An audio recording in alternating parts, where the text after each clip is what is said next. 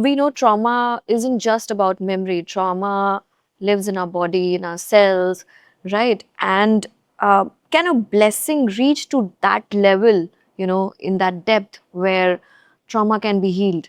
Absolutely.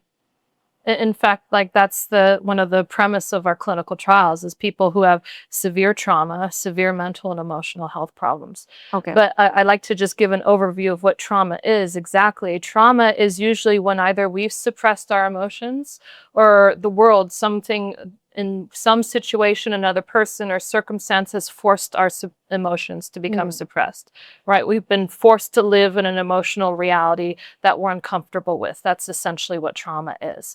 So, one example of trauma, and you can see how trauma is reflected from different levels of consciousness.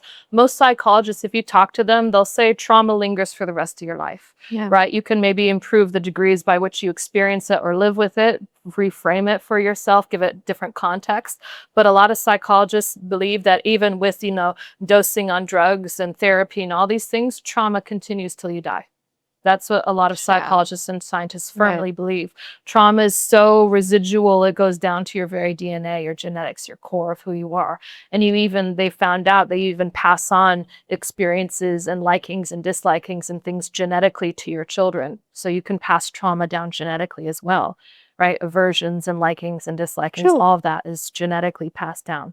So trauma is very severe, and people underestimate the influence of emotions and our mental state on our physical well-being as well. It is such a big influencing factor. There's a real reason why there is a mind-body connection, right?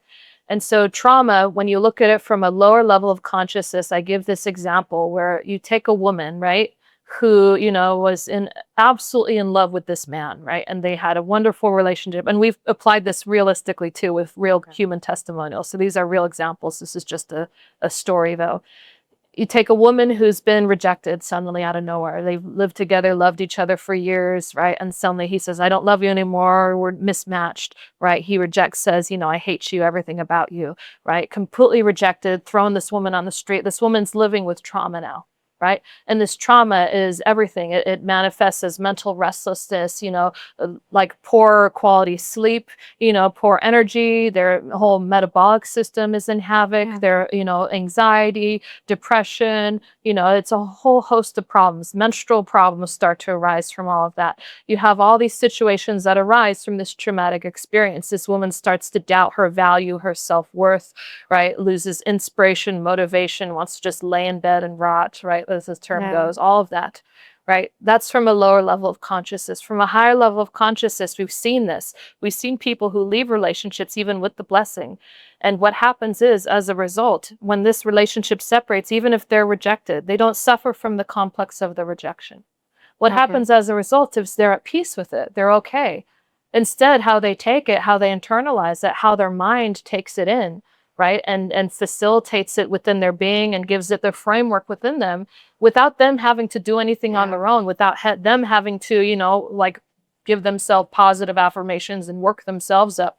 They automatically reframe it as, this is good for me. This is something that's beneficial. Nothing wrong happened. This is actually, this relationship was not good for me. They were toxic. This is bad. This is actually the grace of God working in my life. My soulmate is out there. I'm being taken care of. Everything's good. Their confidence is higher. Their self-worth is higher. They feel more appreciated and valued afterwards. It's like trauma takes a different, direction. It's like kicked out of their lives and instead something else takes root. Right. And it builds their confidence and their motivation. And they go out and they usually find their soulmate, somebody that's a better match for them, better destiny.